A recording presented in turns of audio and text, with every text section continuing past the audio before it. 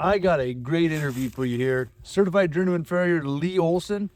He has a multi-farrier practice. He's a professional's professional. He has some tremendous insights in this interview. You guys are going to love it. So sit back, relax. We're cleared for takeoff.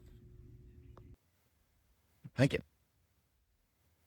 All right, so I don't know if you guys are going to see that little dance I just made, but Lee was doing a podcast, and you said you kind of quit. Why is that?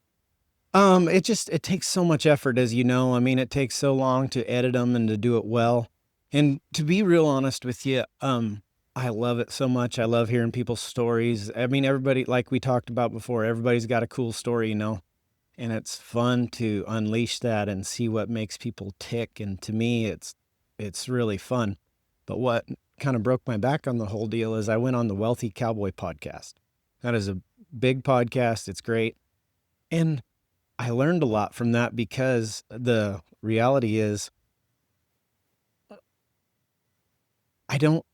podcasts are hard to monetize and they take so much work. And if you get really big, they work well. But if you're at the lower levels, it doesn't really reach a lot of people.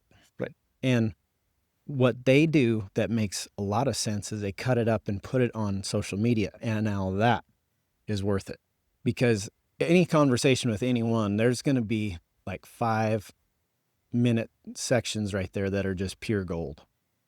So to me, I don't know, I guess I just saw a better way to do it, because my goal is to help people and help horses.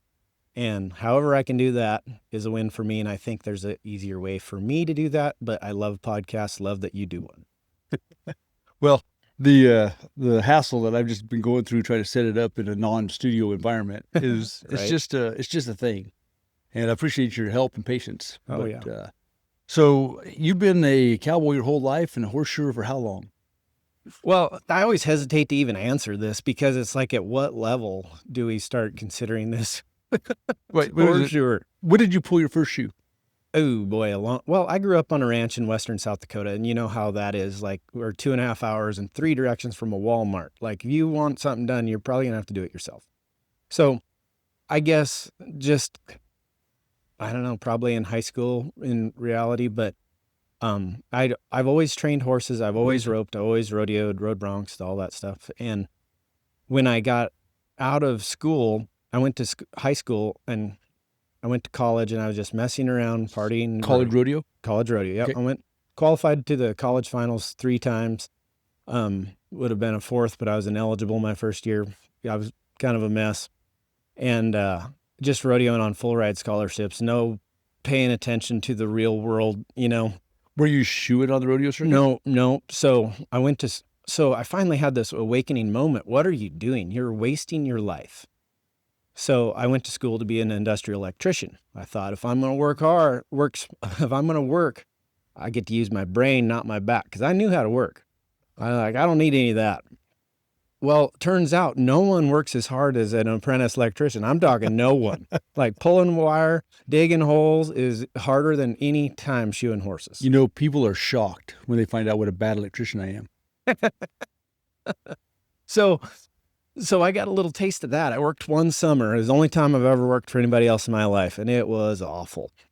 And I said, this is stupid. If I'm going to work hard, I'm going to get paid for it. So from this point of the story on, I would highly advise not following my story. You want to be a horseshoer?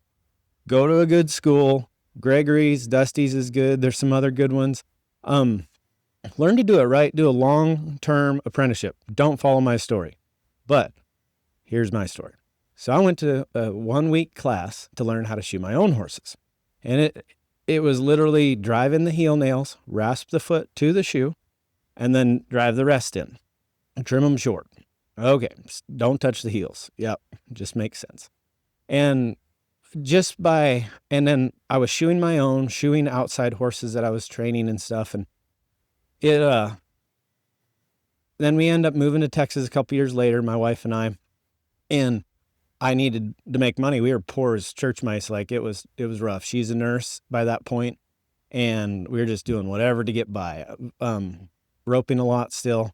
So I built this whole business while using a bucket with my tools, cold anvil on the tailgate style. And I had a whole business just because I'd show up, do what I said I would, be nice to people, clean the barn, like, The basic business stuff you did really well. yeah. Oh, I learned how to take care of fill needs and be hard to fire. I was good at that. But skills were so low. Then I tried to raise my prices. I was like at $80 or $90 to $100. And every time I try to go up, they'd say, no, we're going to do something else. And I was shooting good rodeo horses. No, where are you at? Stephenville, Texas. So you went straight to Stephenville. Yeah. And so in 2010, we moved down. I went to that course in 2008. So. And you were not shoeing before that for money? No. Okay. No. So 2008, I guess. And when did you get married? We got married in 2008 as well. Okay. And so this was after the apprenticeship, after college. Mm-hmm. And you decided that you're going to be a horseshoer before you actually were a horseshoer. So like you were an electrician. You said, I'm going to do something else. I'll go do a 1-week class and become a farrier. Well, ultimately, it was to save money on my own horses because I was a rodeo and I made the circuit finals a couple times up there in the team roping. So you were hoping to still make a living rodeoing, right? Yes, and shoe on the side, right? And then when I went to Texas in 2010, it's like I'm a farrier pretty much. And I tried to shoe some in South Dakota too, but don't be like me. Don't do that. But I don't want to skip the story too fast. I mean, you made college finals 3 times in what event? In the heading. In heading. So team roping was your primary. Yeah. Did you ride broncs in college? Yes, I did. I don't remember where I was in college, but nearly made the college finals in the calf roping and the bronc riding. I don't remember where exactly, but in high school, I won the all-around my senior year. Was probably one of the coolest things. And did you bulldog? Oh, yeah. Yeah. Okay. Loved it. And what I love about bulldogging is I'm not that big of a guy, but you had technique. Form is key. Yes. And you especially if you have average steers, the little guys always win. Every now, time. if you have the man eaters, then the big guy has a little advantage, especially if he has technique. But well, look at the world champion right now, Tucker Allen. He's 5'10", 180. Yeah. No, I know. When I was growing up in the bulldogging, most of those guys were brutes. And so were the steers, though. Yeah. Now, I got along pretty good as long as they weren't real bulldogging steers, and then I was in trouble. Do you still rope? Oh, yeah. Yep. So I kind of got burnt out of rodeo. In my second year making the circuit finals, I won second in the circuit, second in 3 amateur associations. The only guy that beat me was Matt Zancanella. And we're at the circuit finals, and he says, man, this circuit rodeoing's where it's at.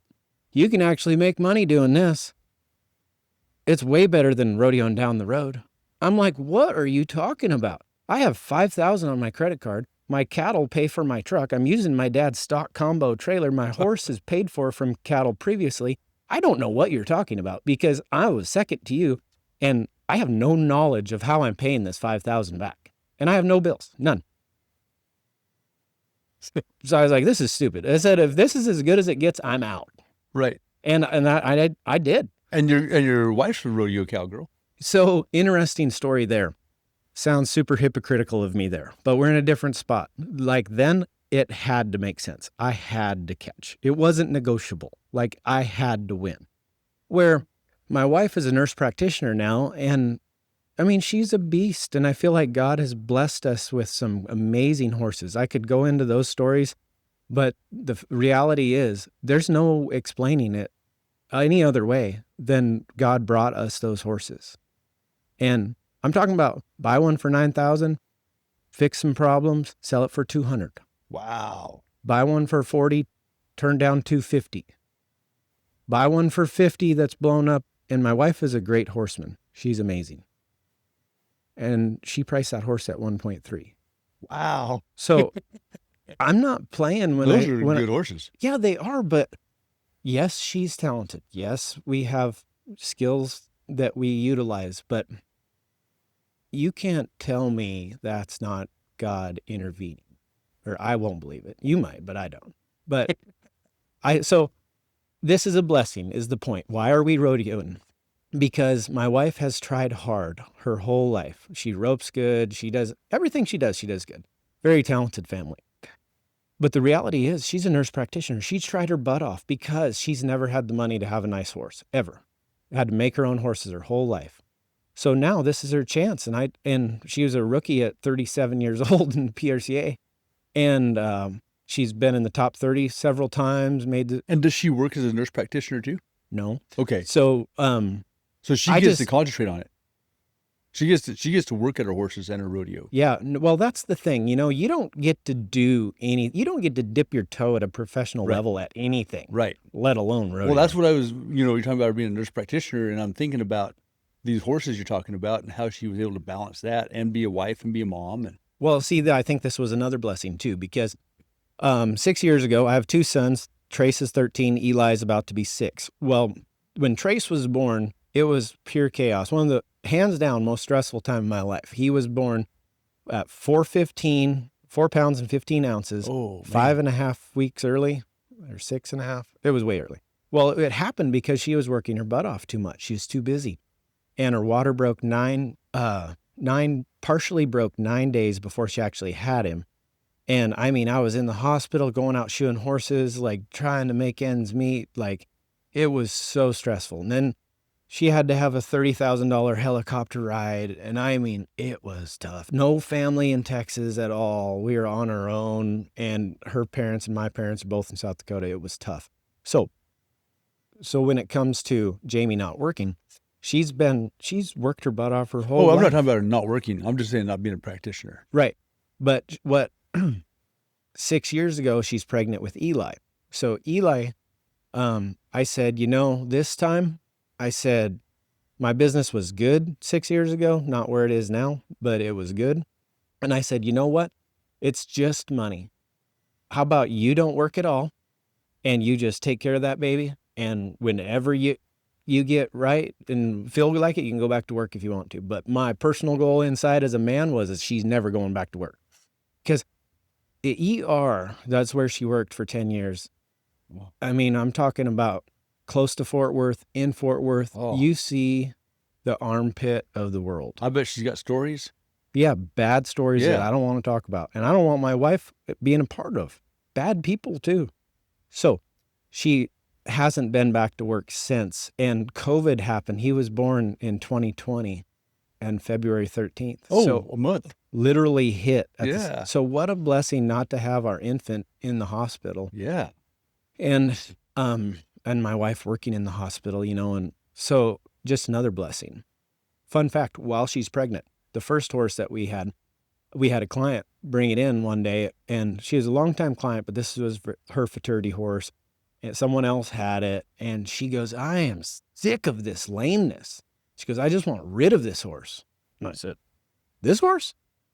I mean, 15-2, black mane and tail, gray, 4 black feet all the way around. It was like, those grays, they'll get those long white eyelashes, Yeah, She really was beautiful, huh? sexy.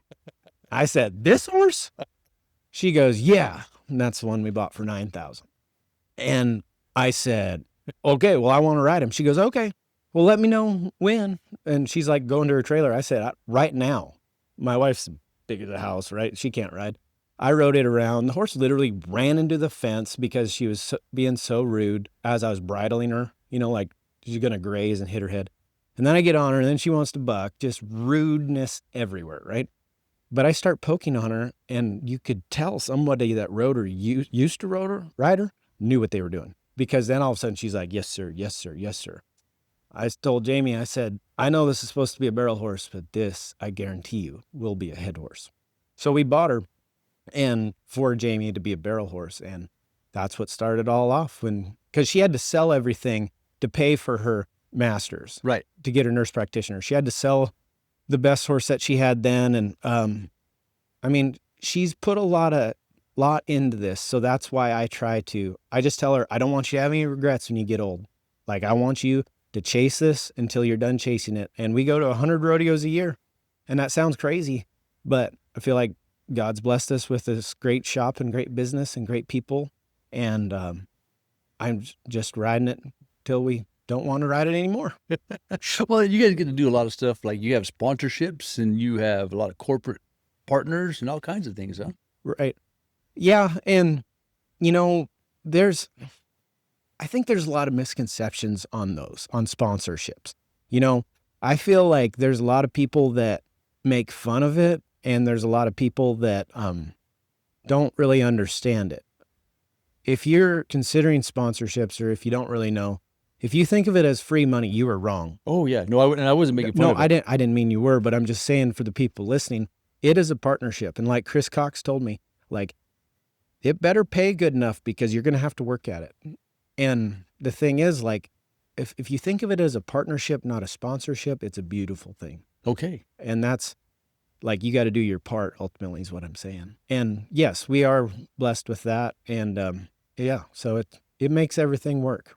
So with 100 rodeos a year, how many of those do you get to go to? Probably 90. Wow. I make a big emphasis to go with, because, I mean, rodeo is not specific. Like, the reality is, if you don't spend time with your family, you won't have a family.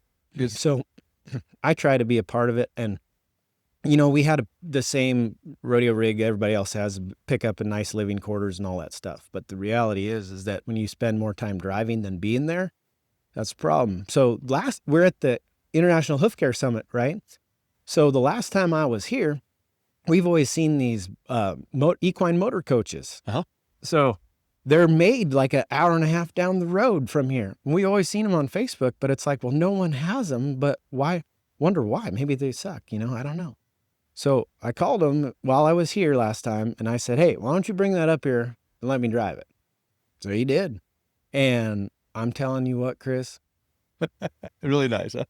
This has a Cummins 600 horse motor in it.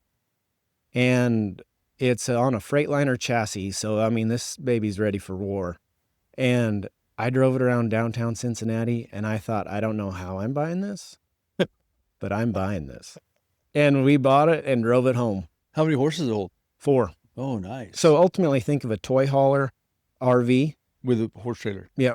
Oh. It just, the horses load in the back. There's no trailer. So it gets around good. And since then, I put a performance chip on it or whatever that's supposed to be safe for it. And then I deleted it too. So it is 700 horse deleted. This baby will rock and roll. You don't have to struggle up a hill. No. And that's the thing. I'm not interested in driving fast or unsafe, but I can get out of the way when I want to. And so do you call a little car behind it so you can go places where you get the rodeos? No, that's the only downfall. But there's a Turo app where you rent people's personal cars. And they'll bring them to you. And we really only do that at big rodeos that are like a week long, you know, like Salinas, Cheyenne, stuff like that. Yeah, so we had a Freightliner and pulled a 6-horse living quarters when the kids were home. Mm-hmm. And the problem is you have a Freightliner when you get there, you know? And Yeah. so we would often, one year at the high school finals, my wife rented a Mustang, or no, a Camaro. So she put in the hay in the trunk of a Camaro, take it to the stall barn, you know? That's funny.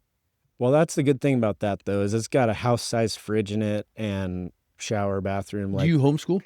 We do. Nice. The oldest one. The youngest one is just in kindergarten now, and he loves his social interactions. But we actually, from one of our pastors, actually, we got onto this. It's an online school, but it's an actual brick and mortar school that has an online program. Okay. And so he can go and still stay caught up. Yeah, exactly. But it's all online. So the thing is it's amazing. Like it was designed for Olympic kids going for the Olympics. Right. And I mean, like our pastor's son, he went to Baylor after it. Like it's not, I think homeschooling has a black eye. And just like Charlie Kirk said, don't worry about homeschooling. All the people that are making fun of you will work for you someday.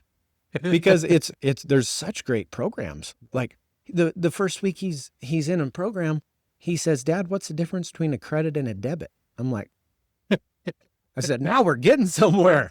This is awesome. And he's 9? 13. 13, okay. All right. So a good program. Yeah, no kidding. That's very cool. Oh, yeah. Yeah, well, I've been an educator for over 30 years, so I watched the change in our young people. Mm-hmm. And it used to be some of the homeschool kids were kind of on the strange side compared to the others, and that's flopped. Mm-hmm. Now it seems my homeschool kids are much more grounded and social, and all the things that they used to get criticized for were a lot of my publicly school trained children that come to the Horseshoe school. They're the ones that they kind of have to have the adjustments, you know? Oh, absolutely. Yeah, that's the scary part for me, you know, like just a friend of mine was just telling me the other day that he's homeschooling his son that's 12 and my son's 13. He says, do you know that kids our age are having sex in our hometown? I'm like, my God. But that's probably always been around. But the social media aspect, it just terrifies me what they're exposed to at such a young age. So does your son have a phone? He does have a phone, but a fun fact is that a few 3 years ago, he had a phone and we sent him home early because he was in public school and to live with Jamie's mom and dad, and they're great people, live right beside us. It's a good deal. Well, we get home and he's part of this group text message with these guys that he doesn't even truly know, but they're at school. And we took his phone away for a year over it. And it's just typical boy stuff, but we shocked him pretty good with that. And then, people can be so ugly too. They made my wife feel so bad. She was in the salon getting her hair cut at the local town there we live in, and this old lady was saying, did you know that Jamie Olson is off rodeoing and just left her son with the postmaster? She told your wife that? Or she was telling her hair, she was gossiping. Well, your wife heard that? Yeah. Oh. Just crushed her. Oh. So, yeah, that was just typical gossipers, but really, man. She got to hear it, huh? Oh, it hurt her so bad. Oh. But, we want him with us, like I feel like when we got home, my son was a little chubby too. And he was clearly not staying active and messing around on his phone. And, idle hands are the devil's workshop, right? So, we take him with us now everywhere. And you got him under horses yet? No, I made him trim his own pony, but I'm really careful of burnout. Like he never wanted, here's an example. So he never wanted a rope, even though at 4 years old, he could crack a knot on the dummy, but he never wanted to. And so I didn't want to be that dad that made him. So we wrestled. He wrestled a bunch. He golfed a lot, like tennis. What else do you do? So lots of baseball. He's got the normal sports going then. Yeah, right. So I said, I don't care if you're going to rope or rodeo or not, but whatever you're going to do, you're going to be all in on. And that's more important. Were you forced to rodeo as a kid? Nope. No, okay. So you wanted to rodeo. Oh, I was chomping at the bit. Yeah. But I was forced to AI cattle. My dad sold Limousine and Angus purebreds, and it was a big operation. Hey, I did a podcast the other day with AI, and I kept saying AI. So, guys, that stands for artificial insemination. Man, I didn't even realize the world that we're in now. Right. You got to think about that. This is like the dadgum rainbow, got stole from the Christians. Right. The new meaning of it. But AI in this context is artificial insemination. Yeah. So if you don't know what that means my mom and dad had 500 head of mother cows, 10,000 acre ranch, and you had to gather everything twice a day, and then you'd have to heat check, and then you'd breed them at the correct times. With a straw, and it's insertion by humans, is why it's called artificial insemination. And then we would put up hay in the middle. So yes. Were you putting up square bales? No. Oh. Well, some of them. We'd put some of the, I called them idiot cubes, but mostly round bales. It was, you want to talk, that's why I'm saying I knew how to work at a young age. Yep. And then I'm thankful for that. I really am. But I knew one thing. I didn't want a part of that. So I was burnt out on that. But you have the skill. I do. Yeah. So if the wheels fell off and you had to make a living as an AI. Well, I wasn't breeding them. Fun fact for you is during college, I was pretty much the grunt and dad did all the AI. Okay. Fun fact, in college though, I took an AI class and it's actually pretty easy. I could breed them if I needed to, especially a heifer where it's right there. But this big old Charolais killer cow is a big indoor arena, like 200 some feet long, and she would get back. She'd just smoke by everybody, and I'm like, let me show you how to do this kind of thing. So I get her up there and I make her stay up there. Are you 18? Yeah. Okay, all right. Bulletproof, know what I'm doing. And I've been around cattle more than people at this point, right? So I'm like, come here, you wench, I'm going to get you up there. So I got her up there, and then she'd come back, and now she's pissed. And so I throw this gate up, and I chain it on one side, and I tie it with a rope on the other, and she comes smoking back, 150-foot run. And I jump up on the panel, and I say, hey, and she runs back and goes the other way. I'm like, yeah, got her. Well, the next time she comes back, she's got her tail up. She's not stopping. and I saw it, and I'm standing up on this gate that I just threw up this panel, and I'm like, hey! And I see she's not stopping, and I jump down, and I've replayed what I should have done a million times. I no longer than hit the ground. She hits the panel. Guess what? The rope broke. This thing hits me right across the eyes, shatters my face, pushes my nose through my skull. Oh. Both eye sockets, shattered my nose, face plate. It pushed my nose through my skull was the worst part. And they said 1/4 of an inch and I would have died because it was in my sinus cavities. Wow. So I don't know if you can see this, but you see Oh, the stitches yeah. there? Yeah. They peeled my face down and cut a hole right here, took my skull off, went in, pushed my nose back out. And it was a major, major deal. So, Man, how long were you out with that? I don't know. Seemed like forever. It was probably 6 months. Worst part was, I want to tell you about this hoof knife. This hoof knife I helped develop in 2011, and it was made in Sweden. Now it is completely made in America by Cody Gregory LLC. This wood is actually from Missouri. We're still using the sweetest steel because it's just incredible how strong it is, how easy it is to sharpen, how well it holds up. It's $48. You're not going to find a nicer hoof knife. This rooster tail on the end, it helps you pick up hot shoes, helps you hot fit, helps you clean feet. Very handy. Helps you clean shoes. Once you shoe with this particular device on the end of a hoof knife, you wonder how you ever got along without it. And Cody's got a team that's building these. They come out of the box so sharp, you can end up losing your mustache, or in this case, your arm hair. You're not going to find a nicer knife for the money, and I would appreciate you guys giving it a try. Give it about a full horse. Anytime you change knives, change hammers, change tongs, it always takes a little bit of time. Give this knife a full horse, and you're going to love it. Check out heartlandhorseshoeing.com.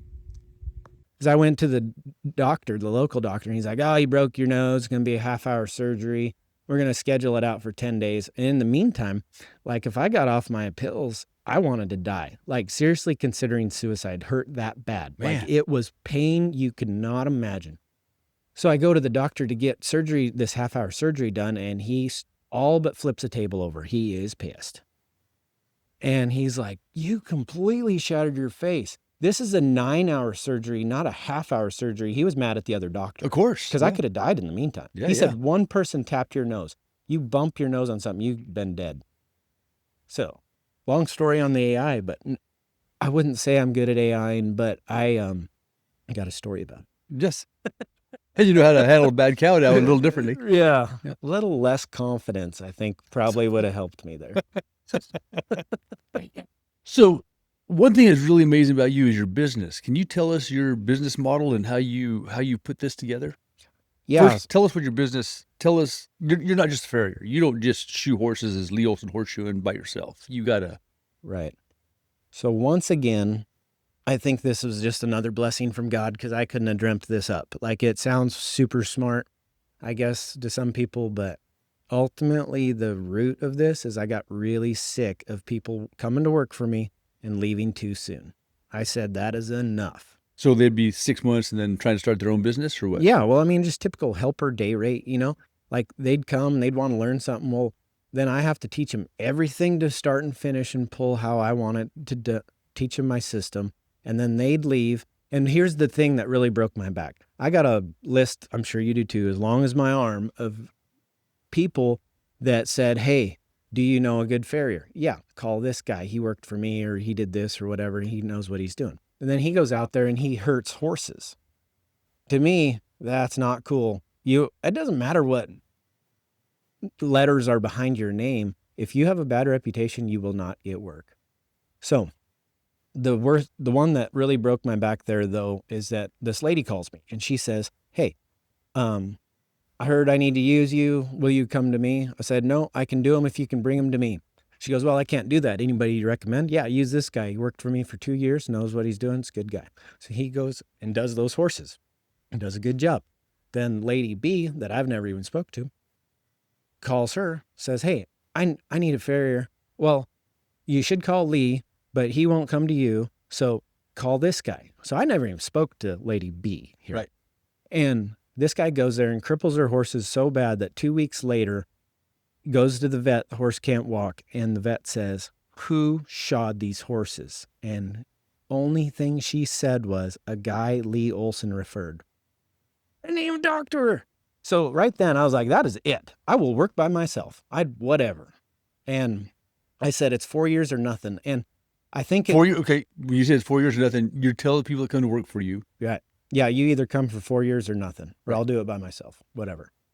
And that was about the time I was getting really close with Grant Moon. That man changed my life, and I cannot say enough good things about him. And if you don't like him, I don't buy your story. So,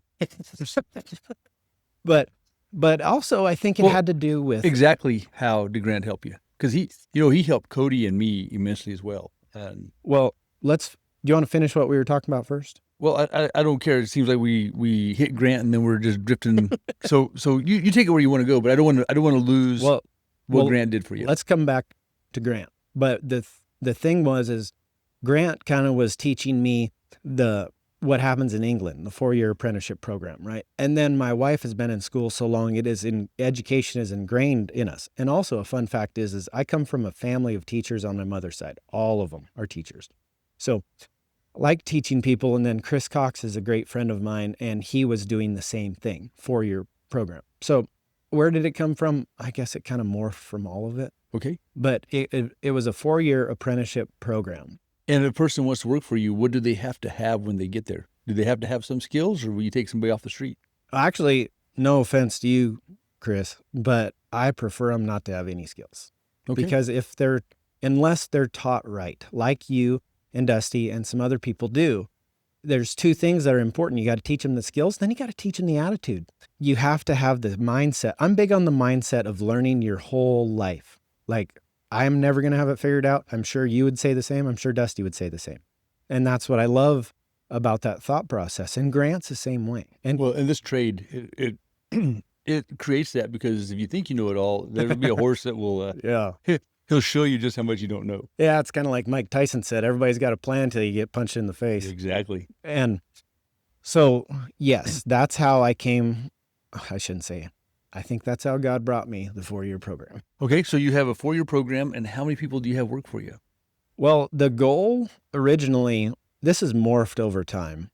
So the goal would be, it's like college. You want a senior, you want a junior, you want a sophomore, you want a freshman. Okay. Because I think it was the book From Good to Great maybe, but one of the books said that the biggest downfall in businesses is when you plug someone in over someone that's been there, like say hiring an expert. Okay. Right. Never do that. Always homegrown. And then they understand the process and they have empathy for all that stuff. Right.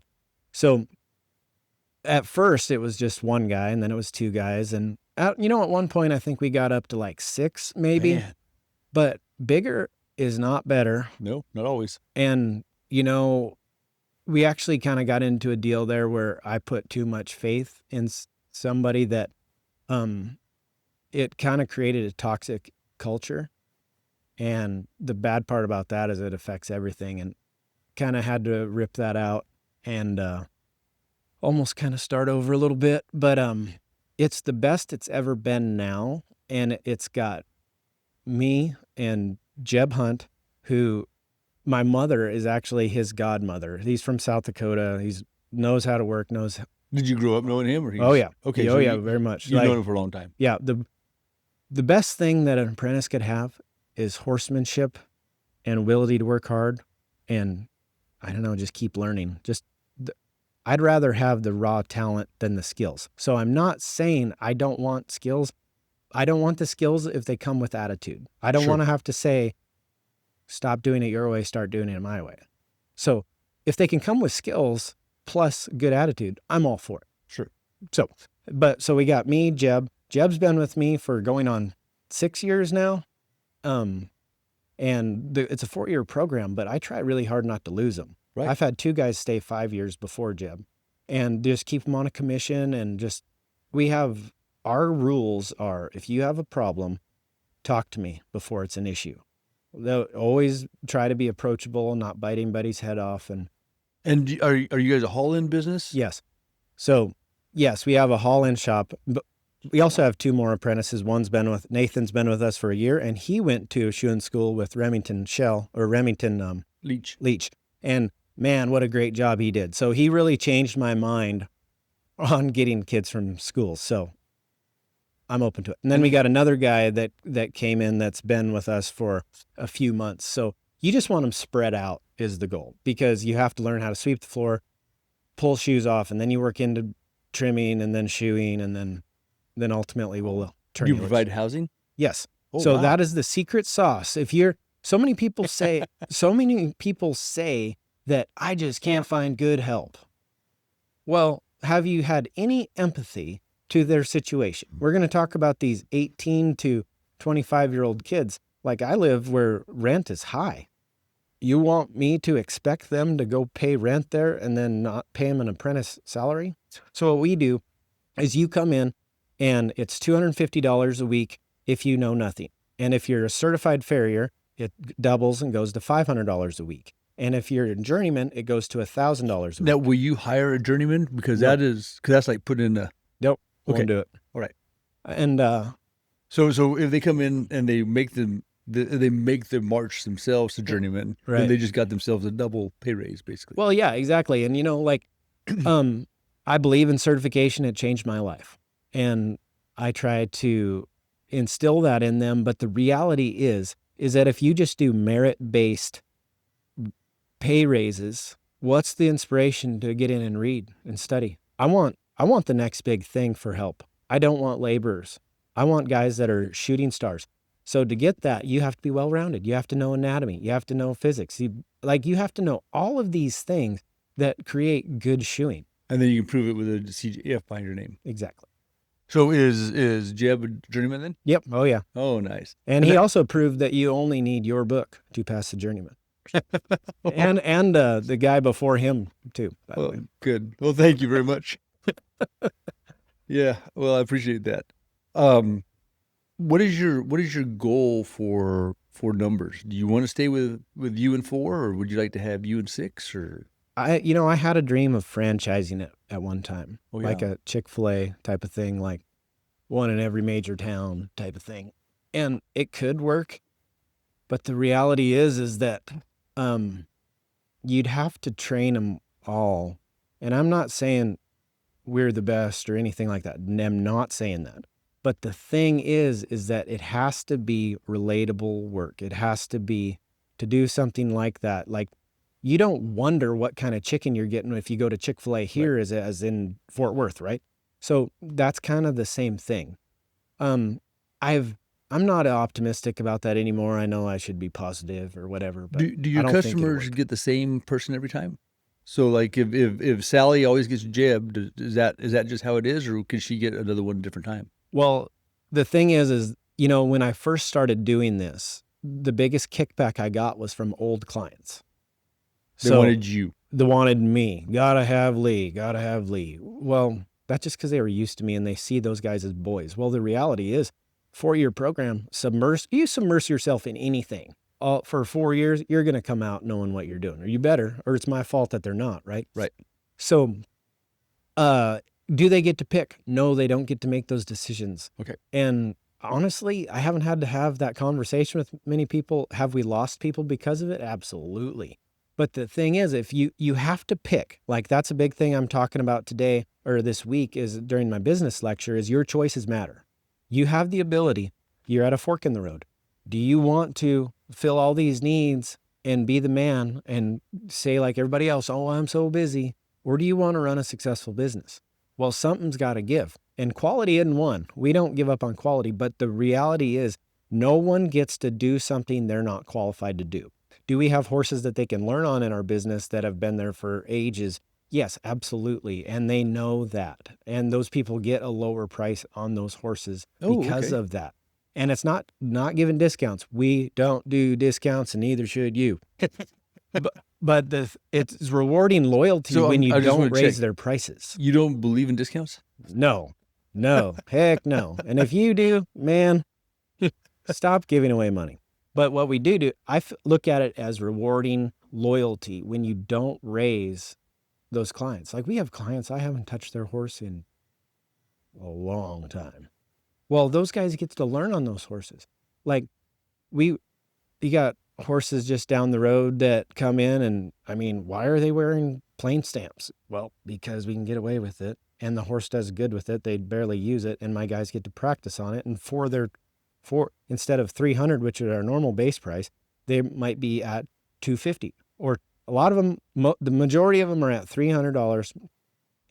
But there is, I don't know, maybe a eighth of our business or so, that's lower, say maybe $200, and the horses are all lined out. They're good to shoe. The people are stoked that we're still at $200 or whatever. Right. And the guys get to shoe them. They get to learn on them because the thing is they have to get their hands dirty. Oh yeah. Yeah. You can't learn this without doing that. Mm-hmm. How closely do you monitor your numbers? Like, are you a pretty big on the economics? Like, you know exactly how many horses you have and exactly what it costs you to do them, et cetera, et cetera? So I get asked all the time, how many horses do we do a day? And I never answer that question. I don't know. I can't tell you. So you're not micromanaging that? No, because I think I worry about the quality. And I know that sounds like the high road or whatever, but we work Monday through Friday, 8 to 5. Oh, okay. That's all we work. And we have an air-conditioned, climate-controlled shop. And it really makes life easier. And we are busy every day. Do you do any on the road? On the road while rodeoing, you mean? No. Traveling. Do you have a rig that you go out? So yes, we do have a rig, and I don't use it. I send my guys out. They'll do some local. So you can accounts. service some accounts. A little bit, yeah. We probably 10%, maybe 15% is that. But like Jeb goes and does all of Chris Cox's horses and probably a handful of local accounts. But it's so important, I think, to have those because say they're local trims. Well, I can send a pretty relatively low apprentice to go take care of that. And then they get some they get some kind of awareness, I guess, of how nice the shop really is. Sure. Because like, oh, it sucks outside, it's hot or it's cold. Well, it's 72 degrees in the shop. All the time. Yeah. And they're in cross ties. They got a fan. And so I think that's important because they get to see the real world a little bit more. Yeah, it sounds really, really nice for a farrier. Yeah, it is cool. And the haul-in shop, it seems like another bright idea I had, but ultimately the only decision that I made was I was the typical farrier that drove around and was busy doing all of these great accounts. And I started saying, yes, I can do them instead of telling them, no, I can't do them because I'm so full and so important. One big thing I'm big on too, I'm going to talk about is never be full, ever. You always want to be 80% full. I learned that from Grant because I started saying, I can do them if you can bring them to me. Well, just in my horse barn, I started getting busy for one afternoon a week. And then it was one day, 2 days, 3 days, 4 days. In your horse barn, meaning your personal? Yes, okay. Personal barn. And I actually built these retractable cross ties that were cool. Like they would fold up and fold back so I still had my barn aisle. And it sounds cool, but they would tie up into a solid wall, and I'm not joking. Those horses absolutely hated it. I mean, they would pull back. I mean, good horses were nervous and bad ones would pull back. And because you were coming up from behind them every time with your stuff, and they didn't like it. So when I finally got busy in 2020, really busy with haul-ins, that's when I built the new shop. But from that, I learned you don't want them looking towards the wall. So in my shop, as maybe you've seen online, they're looking at each other. There's 4 stalls inside and horses look at each other and literally no horses pull back. Maybe like if some idiot or something, but I'm talking like 1% of 1%. If anything, they want to go forward. And those horses that have been there, like they'll lean their head into the fan. Like they're very comfortable. And then the other thing that is so cool is everybody knows how nice a shade tree is, right? Well, right outside of our shop, I pretty much built the shop around this great big oak tree.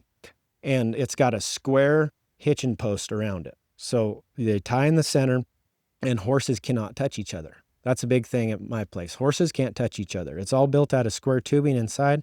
They can't hurt themselves. They can't touch another horse just because the last thing you want to do is have a liability issue. Oh yeah. Yeah. That is a potential problem with a haul-in. Mm-hmm. Yeah. Well, it sounds really brilliant. So do you have some takeaways on what Grant gave you specifically? You mentioned the be 80% full. Yeah. So about that time, I was still really busy traveling around doing everything. And I asked Grant, he's like, well, what do you want? I said, well, I want some big cutting accounts because they're mainly trims, right? With a few shoes, you make bank.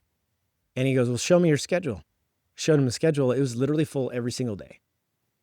Like to the point where, back when I wasn't charging much, my back got so bad I couldn't even pick my baby boy out of his crib.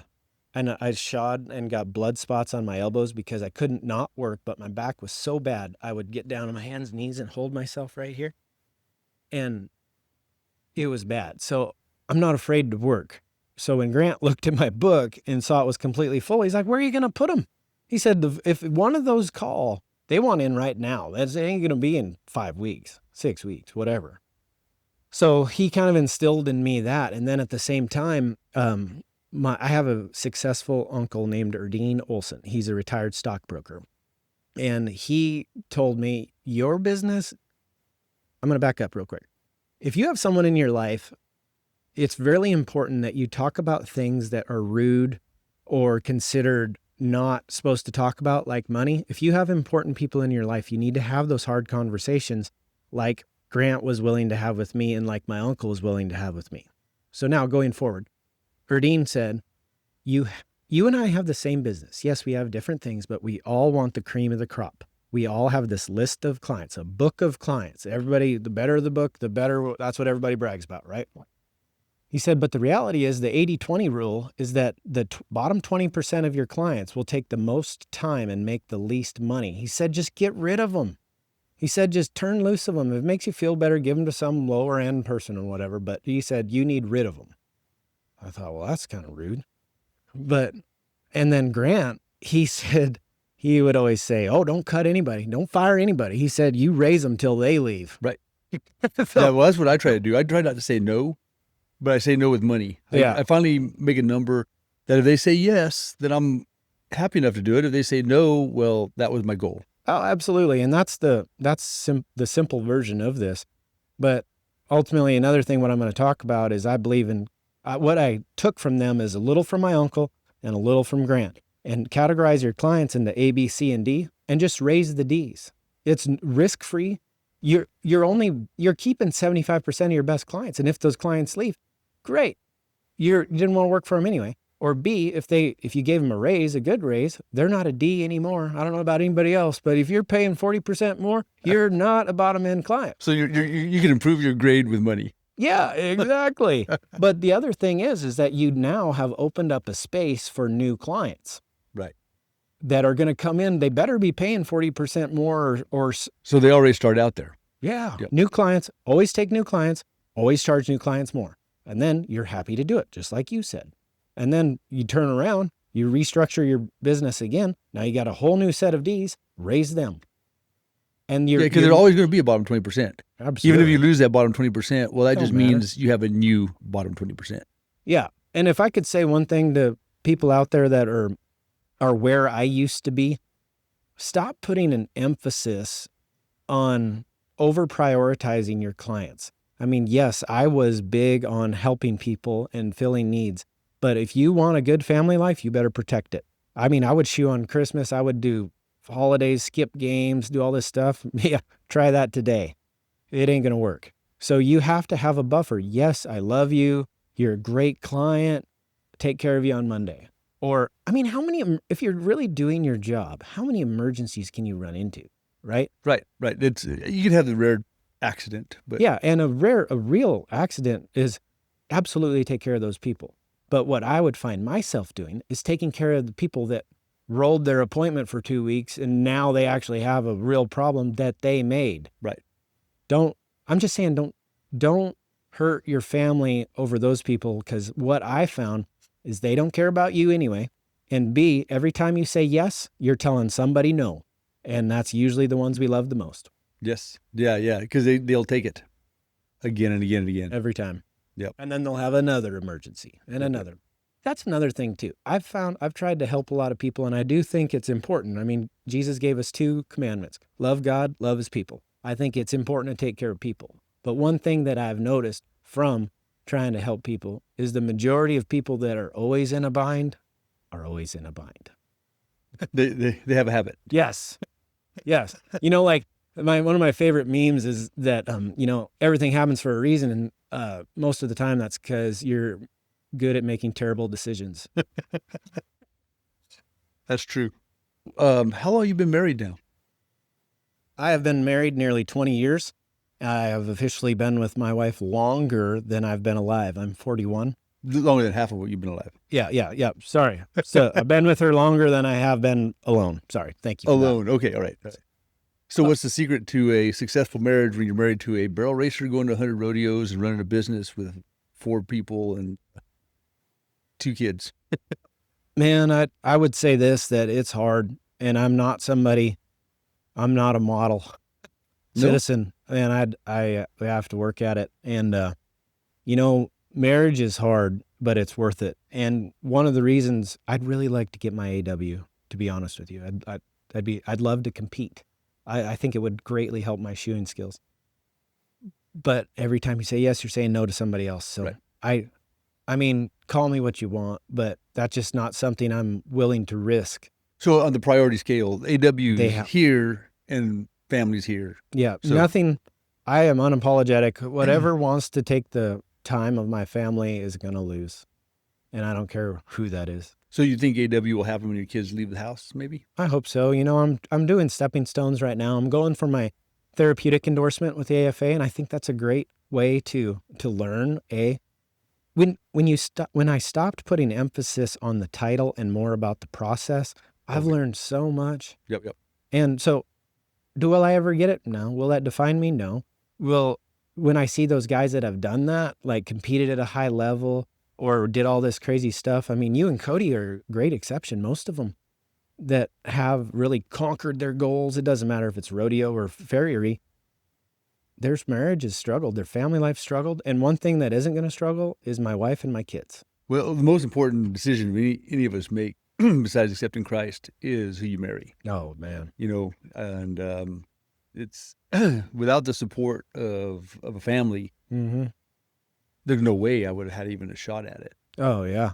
So I'm going to have my 38th anniversary. Congrats. In March. Yeah. Good for you. I got married at 19 and still married the same woman. And that's awesome. Divorce is just not an option. That's one of our main things. It doesn't matter if you fight, no matter what you fight over, at the end of the day, divorce is not an option. So you end up and love is not something you fall in or out of. It is a verb. And an old Amish lady, Sarah, she's married to Jonah, and they were arranged marriages. And she didn't think she was going to like him much, but she says, I knew I had to learn to love him because I didn't have a choice. Amen. And that doesn't sound very romantic, does it? No, but it doesn't have to be. Well, to me, it's a daily choice. Absolutely. And to me, like, we try really hard not to say the D word because it's toxic, and you got to be careful what you put in your head. You want to talk about being successful in whatever you're doing. One of the things that have greatly changed my life is being careful what I put into my life. Oh, yeah. So, I love rock music. I just like to have fun, right? But I have to be careful what I listen to. I have to be careful what I watch. Absolutely. I safeguard myself on Facebook. I unfollow women that make me look at them like I look at my wife. And I think, I know that sounds crazy, but porn is such a huge addiction because men are very visual. So you have to have safeguards. So to me, I just don't even want that to be an option. So that's one way I do that. The other way is with music. Like I always thought, I grew up in a Lutheran church, which is, someone called it light Catholic. And I was like, that's exactly right. I didn't like the music. I didn't like the feel. I didn't want to be there. But later I went to a Promise Keepers event at AT&T Stadium in Fort Worth. And this music was so cool, Chris. It made the hair stand up on my arm. It's a men's conference. Right. It was cool. And it was all Christian. So I'm like, download music. And the cool thing is once you start getting into a division, like it takes you farther down that. And only thing I listen to is Christian music, and it's good Christian music. And anybody wants my playlist, I'll send it to you. Just let me know. But it's uplifting and it makes me feel good and it keeps me centered. And just like working out, like if you don't want to be overweight, you got to watch what you put into your body, right? Well, the same thing goes for your brain, if not more. And then we have a Thursday morning Farrier Zoom call that just changed my life. And they're just great men, and surrounding yourself with good people and not watching shows you shouldn't watch. To me, that has changed my life as much or more than anything. Yeah, and the world we live in is so available.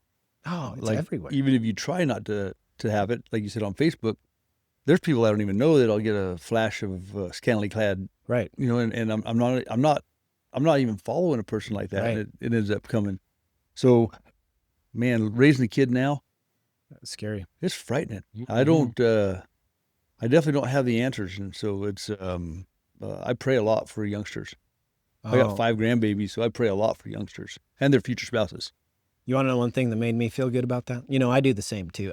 I pray that God sends my boys a godly woman, because, you know, like there's such a misconception about godly people, because like the old Westerns, you know, it's always the weakest old man that's a pastor, you know, like, and I'm not trying to be a pastor or nothing. I'm just saying I love Jesus. And there is nothing soft about Jesus. If there is anybody that bucked the system, it was Jesus. Yep. So I want a tough, strong woman like my wife and like my mother and like Jamie's mother. So for my boys, because this world's tough. But one of the things that I was going to say that I worry about my sons too, but I saw it somewhere, and I'm sorry for whoever I got this from, but the world is going to need people like them. Oh yeah, They were made for such a time like this. Yep. So if anything, they're going to be the tip of the spear. And yes, it's going to be tough and hard on them, but they're made for it. well, you've seen the cycle of the world where hard times lead to strong men, Mhm. strong men lead to easy times lead to weak men, and then Mhm. weak men lead to hard times. Exactly. And so I feel like my life anyway, the hard men gave me an easy time. And so I Mhm. had a pretty easy life. And now I look around, and the easy times that we've been in have led to some very, very weak men. Couldn't And so the agree. hard times that I see on the horizon, you know, there's going to be strong men come from that, but there's going to be some hard times as you get to that. Absolutely. Yeah, Cody said one of the things, so both my kids have married incredibly well. My son-in-law, my daughter-in-law are just, I couldn't have ordered better people for them. Thank you, And my Jesus. mom has completely, for since I've had my children, has been praying for their future spouses. That's And so Cody told me one day, he said, you know why I got Kirsty? Because your mom. That's awesome. Yeah. So that's why I pray for my grandbabies' future spouses, you know. That's good. That's awesome. You know, one thing that I didn't completely elaborate on that you asked several times is about Grant. So how did Grant change my life? Well, so when I first came to the summit here, we were very poor then. And my birthday is January 25th. So Yeah. my whole life, I've got Christmas and birthday presents, big ones that were both for the same one, right? So one time, everybody went in. Jamie's parents, my parents, and Jamie all went in, and they paid for me to come here. Okay. And it was the coolest thing. I don't remember what year it was, but my 13-year-old was nearly a baby, so about 12 years ago, probably, or 10. So we come here, and I'm sorry this is going to sound dumb, but I mean, I grew up in the 4th poorest county in America, in South Really? Dakota. Yeah. Oh, man. Indian Reservation, the Cheyenne River Sioux Tribe. If you've ever watched Dances with Wolves in the summertime, that's where I grew up. Okay. So I come to this convention, and I figure out who Grant Moon is. I meet him, and I'm like, oh my God. So I research him a little bit, and what's stupid is I didn't know all of this existed. So I'm looking up all of his videos, and I'm like, this guy is a magician. He can do anything. So I get to looking at all this stuff, and to the point, Chris, in a very non-weird way, I just couldn't put the phone down, okay?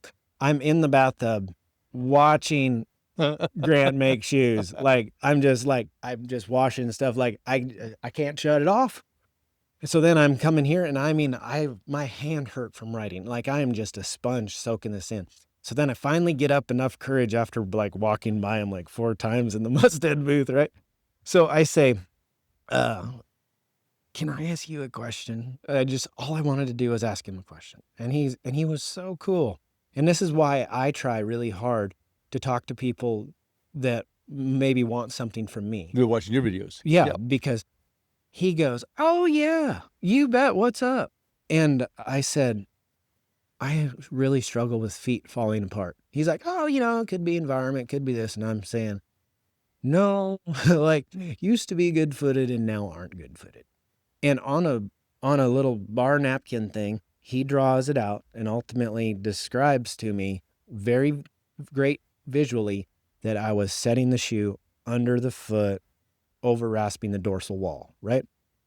But you say that clearly, you know exactly what I mean. Me in that spot, I didn't know. So he's writing it down on a napkin and he's really showing me what's Giving you a going lesson. on. Yes.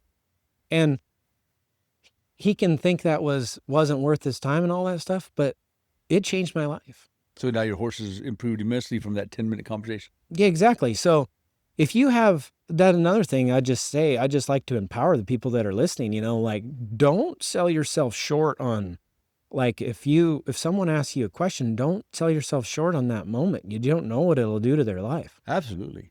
So a little bit longer, I'm just reeling from this. So years later, after that moment, I'm watching Grant and I'm naturally fanboy, and he's doing clinics. So I'm like, I got to get Grant come to a clinic. So we have Grant come to a clinic and we chop it all up, and we do that a couple times between all the other farriers. And it was good, but I'm just like, I always say, people are always in until it's time to pay, right? Oh, I'm coming. Yeah. I'm coming. Yeah. Get your deposits. Yeah. How about you pay first? That's what I would say first. If you're going to line up a clinic, when they say yes, get the money then. But I hit this point where I wasn't getting everything out of it that I wanted. And my business was starting to be a little bit more successful, but it still was hard to pay the clinic fee, okay? So what I decided is, what would be really cool is if I brought in every single horse that was struggling on my schedule and made him shoe him. And then whatever I got paid, I actually made money on the day while paying his clinic fee. It was one of the coolest things ever. Yep. I didn't have this theoretical on this high horse over here, you should do this, or this low horse, you do this, or this conformation, you do this. You saw it done. I had direct advice on what happens. And you think you're going to look stupid to your clients? You're like, oh, I don't want to do that. And if I could brag on one gift I have, is I'm not afraid to look dumb. And that was one of the greatest moments, because you'd think your clients are going to think you're an idiot. You don't know what you're doing. They bragged on me, Chris. Yeah, they appreciate it. They said, of course, I pronounced Grant Moon like I was bringing in the best in the whole world, which I think he honestly probably is. But anyway, so I was telling him, like, he's so great, he's going to help. And I learned so much. I did that 6 times. I know I paid him six clinic fees in 1 year. But in 1 year? Yeah. So you had him come just for every shoeing cycle? Yeah. Oh, wow. Well, pretty much. I think we did some 2 days there. I don't remember the exact, but here's the point though. I got so much better in that time. And that was also the same time I was going through certification, because when I went to certification, I just went there to charge more because clients wouldn't take a raise, right? Because I know everything that I'm doing. Why would I need to go do that, right? So I went there and found out I was a terrible horseshoer and I failed the shoeing. I was so happy I passed the written, I cried. But I always said, like, I will never make a handmade shoe. Why would you make a handmade shoe? They sell everything you need. Why would you need to do that? That's what Dusty Franklin told me in 1996. What an idiot. Yeah, that's what he told me. He said, why would you do that? Or in 1995, why would you do that? Well, I said all the same stupid stuff. But when I failed that CF, I stood there in that arena in Stephenville, Texas, and I said, I will be a journeyman. And this is the same guy who just said, I'll never make a handmade shoe. And at that moment, I'd never made a handmade shoe in my life when I said this. I said, I will be a journeyman. And I didn't say that like I'm bad to the bone, I know what I'm doing. No, I said, I will follow this to the end of the earth. I will win. I will win. Yeah. And I just stuck my head down and I quit roping, and probably for several years. But you want to talk about credentials or whatever. If you don't believe in credentials and you're listening to this, hear this. I went from $90 to $100 to $250 in 2 years. Wow. So get the credentials, don't get the credentials. But my way of life changed so great. Still got the same amount of expenses, but I just 2.5 times what I was making. And now I'm at 300 and they bring them to me. So credentials are not the end of the world, but continuing education is. And, Grant changed my life, and he introduced me to Mustad too. And when you surround yourself with doers, when you surround yourself with people that are winners, the whole conversation is different. If you're around people that are complaining or saying, oh, I should have done this, they're literally complaining about anything. Like, that's a red flag. If you cut those people out of your life, you cut the bad music out of your life, the bad experiences in general, there ain't no telling where your life can go. And I don't know. My story is not special. I am not special. I'll promise you that. But one thing is, if you focus on God and you prioritize the important things in life and you don't let the distractions get in your way, there ain't no telling what can happen. Yeah. Well, Lee, I think you really give us a ton. Do you have an inspirational saying? I always ask because Brian does. If you're going to be dumb, you better be tough. All right. And that's proven time and time again. Yeah, I prove it to myself all the time. Well, 10 days with your skull crushed in, and right. that proved it. Right. Yeah. Well, sir, I have enjoyed this. I knew I was going to, but I enjoyed it way more than I thought I would. So you've been a tremendous guest. This is my pleasure. I appreciate what you do. Well, appreciate you. Thanks a lot.